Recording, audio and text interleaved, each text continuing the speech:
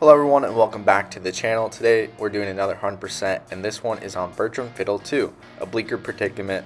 The second installment of these games, and this one took about 3 hours to complete, much like the first one. Now, once again, like the other game, this is an adventure/puzzle game that follows the detective of Bertram, and this game today, once again, has 10 total achievements like the first game does. Anyways, let's just hop right into the gameplay, not going to bother too much. You can go watch the other video if you want to see a supercut and a little bit longer. To start off the game, we begin with Bertram working the phones and calling customers all day. This is his job after the last game, but after doing this, you have to call all the customers in his book, and after doing this, you get the first achievement of the day.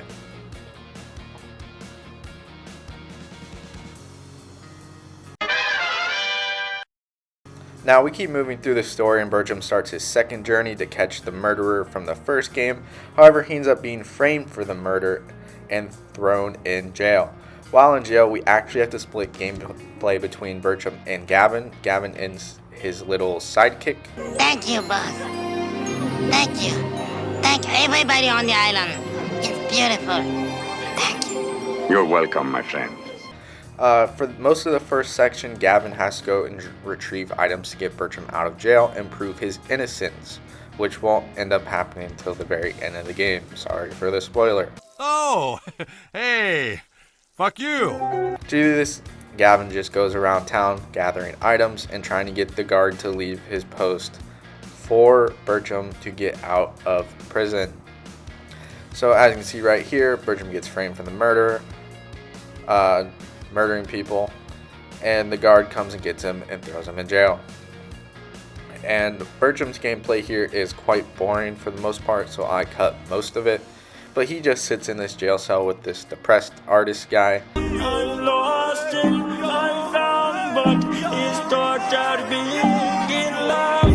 And the big guy, I think he ends up leaving later on anyways, but like I said, you're going to play as Gavin through most of this, so it won't matter too much. He's a little more interesting, and he has like super strength, which is kind of weird. But anyways, we're going to get to the end portions here after I collect all the materials with Gavin. He asks if we're still in there. Of course we're still in there, Gavin. We're in jail.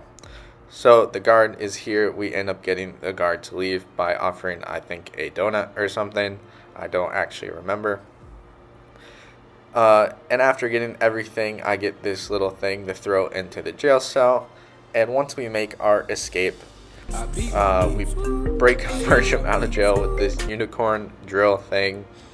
And we make our escape to the sewers. And this prompts the second achievement of the day, even though the guard is standing right there.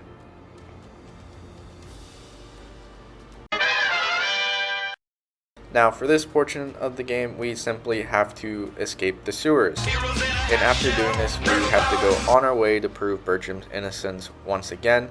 We quickly have to make a stop at the butcher store though, after escaping the sewers. And this is only for an achievement for the most part and one collectible item. But the achievement here is going to be making a meat person and taking a picture of it. What the hell did you just say?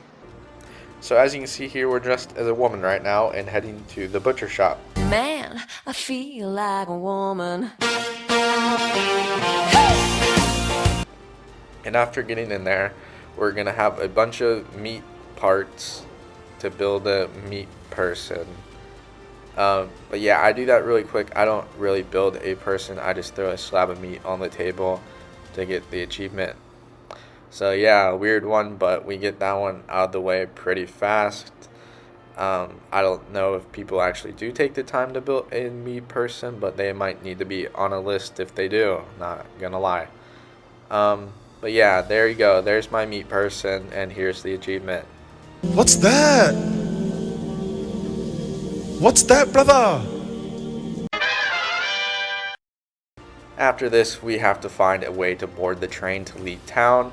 And along the way, we see those creepy kids from the first game once again. And we have to actually find supplies to rebuild and repair a robot that's going to help us as a distraction to get on the train. We want a lollipop, we Don't know why, but you know, it's Bertram Fiddle at this point. So we go ahead and gather everything to fix the robot, and after we get the robot fixed, we head back to the train station, and we use the robot to cause a distraction and chaos for us to board the train. It kind of just walks forward and falls over, so I don't know how that's enough of a distraction, but anyways, we go ahead and board the train and make our way towards Wretchedly Hall, which is the next main story part of the game. But along the way, we have to stop at a town just outside, and we experience a bar. We stop at a bar, actually, no. And we have to cross a swamp. This is the classic male experience of a night out on the town, not gonna lie. And after all of that, we finally reach Wretchedly Hall, and after entering, we get our next achievement of the game and continue along with the story. We then go ahead and drink tea because this is once again for another achievement that's cumulative later on in the video. Time for a tea party! And after that, we continue on our way and steal a dolphin, or somewhat of a dolphin. So yeah, we steal it. Why are you the way that you are? Honestly, every time I try to do something fun or exciting, you make it not that way. I hate so much about the things that you choose to be. We end up going to the underbelly of the house, and we end up finding a little lair underneath the house, and we find the owner making sacrifices to some sort of demon under here, which is great. You know, that's always fun. So we decide to just bounce and use the dolphin as a hot air balloon. Not sure how that works, but you know, we make our hot air balloon dolphin, but then it starts raining blood, so we get a little bit confused. No, okay. I've had enough of you. So we're like, oh, maybe we have to stop the guy underground and then we can leave, you know? So that's exactly what we're gonna do, because why not?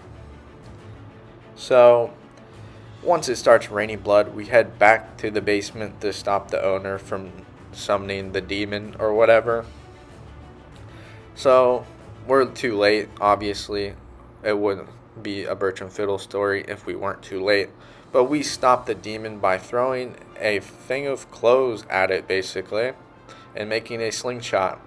Not quite the demon I was expecting. It's kind of weak, but you know, what can I say at this point? This game's fantastic. I actually really do enjoy these games. They're kind of funny. But yeah, here's the demon. We take it out with a slingshot. We shoot like some mudfish at it. And then, you know, yeah, it's dead, whatever. And then we head back up to our dolphin hot air balloon and head back into town to prove our innocence.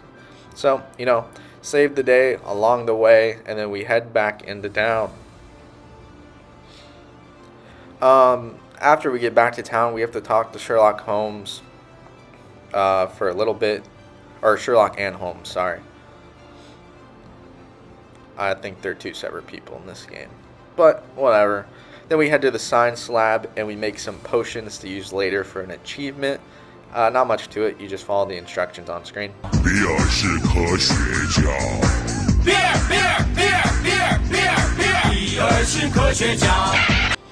Along the way, we find our final cup of tea, and after drinking it, we get the next achievement of the day. This is moving kind of slow, but there's a lot of story in between. And shortly after this, we're just going to keep it rolling with the achievements. I shoo enough pigeons to get the next achievement to pop, which is just for shooing pigeons like the other game. We then head to the circus to gather the materials to continue the story. We also see a giant monkey while at the circus. Not very important, but it gives you something for the story. So yeah, we see the monkey, we head back to the docks, and we head on our way to use all the potions and get the next achievement of the game. So we see this, we end up getting back to town, and we go into the basement of this building, and this guy is like transformed into a monster. So for this achievement, you have to use every single potion in the game on him, which is fantastic. So we just start throwing potions on this guy. As you can see, I've already thrown a couple. So after throwing this pink one, I had an extra green one in my inventory. I don't know why, but we threw them on him, and we get the achievement for doing so.